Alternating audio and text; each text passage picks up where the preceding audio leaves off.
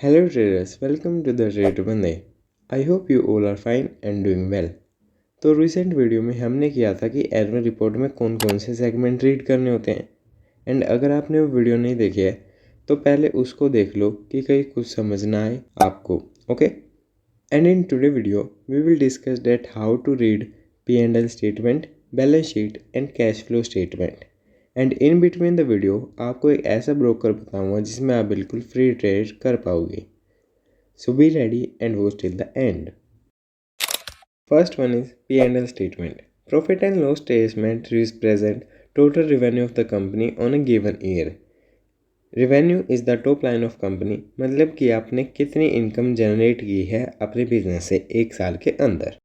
And P&L statement आपको expenses of the year, tax of the year and final profit भी दिखा देती है कंपनी का. अब देखते हैं P&L statement of the company. इसमें आपको सबसे पहले रिवेन्यू दिया हुआ है. Revenue is 3,45,966 crore and expenses is 3,49,133 crore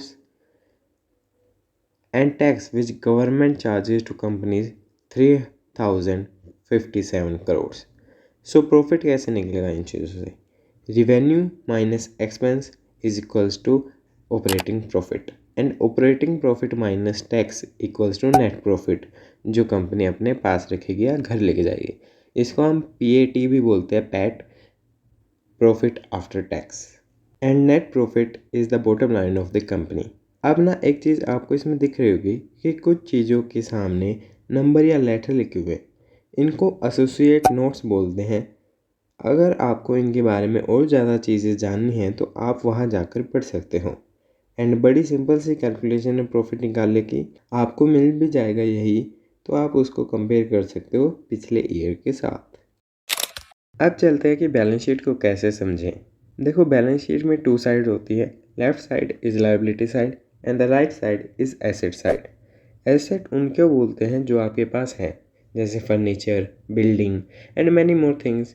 and इसमें भी 2 कैटेगरी होते हैं. First is non current asset like building, car etcetera, जो कि आपके पास रहती है लॉन्ग टर्म तक अगर आप उसको सेल ना करो. And second is current asset जो कि 1 ईयर के टाइम में होती है, जैसे कि पेटेंट हुआ, कॉपीराइट हुआ, ट्रेडमार्क हुआ एंड एक्सेट्रा. इनको मिलाकर ऐसी साइड बनती है. कंपनी की एसेट है 3,36,081 crore. Now let's see the liability. Liability आप अपने आप पर एक क्रेडिट कह सकते हो. जैसे कि आपने बैंक से लोन लिया है तो वो आपकी लायबिलिटी हुई, क्योंकि कभी ना कभी तो वो आपको पे भी करना पड़ेगा ना. ऑल्सो लायबिलिटी को हम फाइनेंशियल ऑब्लिगेशन ऑफ कंपनी भी बोलते हैं. एंड इसमें भी वही same non current liability and current liability होती हैं. नॉन करंट में होता है कि वो आपको चुकानी तो है बट कुछ साल में, और करंट में आपको 1 ईयर के अंदर ही वो चुकानी होगी. The liability of the company is 1,55,027 crore. मतलब कि लायबिलिटी कम है एसेट से. बैलेंस में आपको दिख जाएगा कितनी लायबिलिटी है और कितनी assets. You can also compare this number two the previous year and आप देख पाओगे कि वैल्यूएशन कितनी बड़ी है कंपनी की. एंड इसमें आपको एक इक्विटी और रिजर्व का सेक्शन भी मिल जाएगा.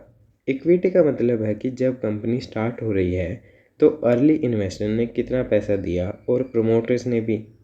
That's why share capital is large and reserve is asset.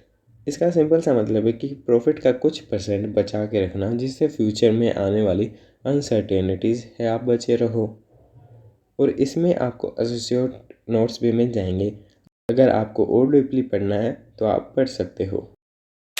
Before going to cash flow statement, मैं आपको ऐसा ब्रोकर के बारे में बताना चाहता हूँ जिसमें आपको 0 ब्रोकरेज देना पड़ेगा.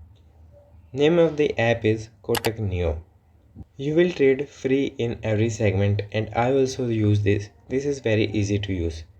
क्या सोच रहे हो? Download now Kotak new. App link is in the description. अब अपनी वीडियो कंटिन्यू रखते हैं. Cash flow statement is a financial statement that show how cash entered and exerted a company during an accounting year. मतलब कि cash flow statement आपको बताती है कि कितना पैसा आया है और कितना गया है एक ईयर में.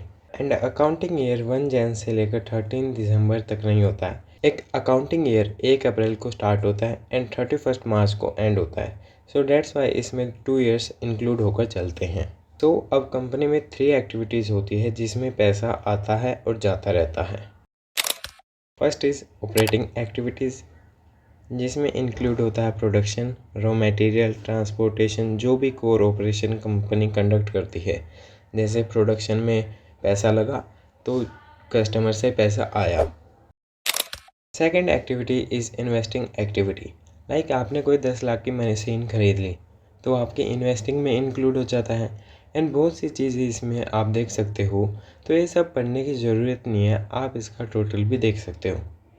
And yes, one more thing कि इसमें ना कुछ अमाउंट ब्रैकेट में क्लोज हैं, उसका मतलब है कि पैसा गया है, और जो ब्रैकेट में क्लोज नहीं है वो आपका इनकम या इनफ्लो ऑफ कैश है। Third activity is financing activity, इसमें इंक्लूड हो जाते हैं आपके bank loan and annual dividends जो कंपनी पे करती है इन्वेस्टर या शेयर होल्डर को। सो नाउ अब इन 3 एक्टिविटीज़ के प्रॉफिट या लॉस को कैलकुलेट करते हैं। From operating operation company generated 35,388 crores and company loses 16,804 crores in investing activity, and in financing activity company also loses 26,242.90 crores. तो अगर हम इनका सम करेंगे तो ये माइनस में आएगा बिकॉज कंपनी से पैसा ज़्यादा गया है, ना कि पैसा ज़्यादा आया है। सो इस कंपनी में मैं अभी इन्वेस्ट करना नहीं चाहूँगा। एंड ऐसे ही आप एनालाइज कर सकते हो किसी भी कंपनी को एंड एक डिसीजन पर आ सकते हो। Dates how you can invest all the things and overcome with your decision कि आपको लॉन्ग टर्म में बाय करना है या नहीं करना है। I hope you found this video informative and if you have any doubt you can ask me in the comments and I will meet you next Tuesday. तब तक download Kotak new app and subscribe for more trading videos. Thank you.